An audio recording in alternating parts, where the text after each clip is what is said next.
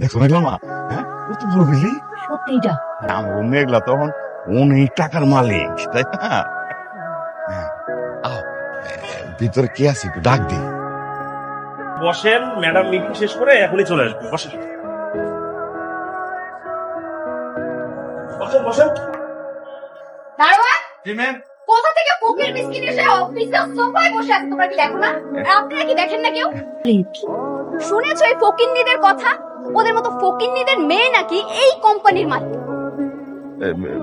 মাগো, তুমি কিন্তু এবার সত্যি সত্যি আমাকে অপমান করতেছো। বের হও, বের হও বলতেছি। তুমি একটা ফোন দাও না মেঘলাটা।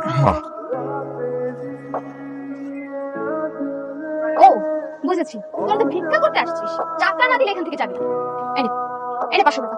আর নে, এই 500 টাকা সারাদিন ভিক্ষা করলেও ইনকাম করতে পারবি না। এই 500 টাকা নিয়ে এখান থেকে ভাগ। আর কখনো যেন এই অফিসে তোদের দুজনে মুখ না দেখি। বের হন, বের হন,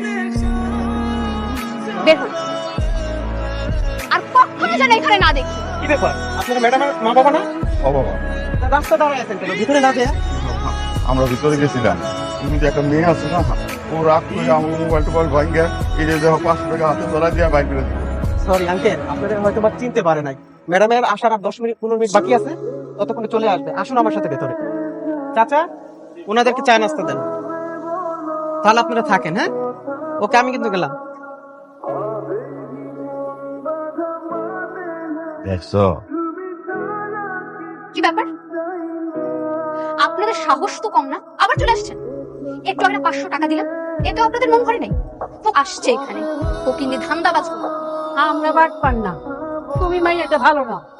সে কখন থেকে আমাদের লোকে খারাপ ব্যবহার করতেছো। কি বললি? আমার সাথে বেয়াদবি করলি? বের হ এখান থেকে, বের হ। আম্মা, আম্মা তুমি ঠিক আছো? আম্মা,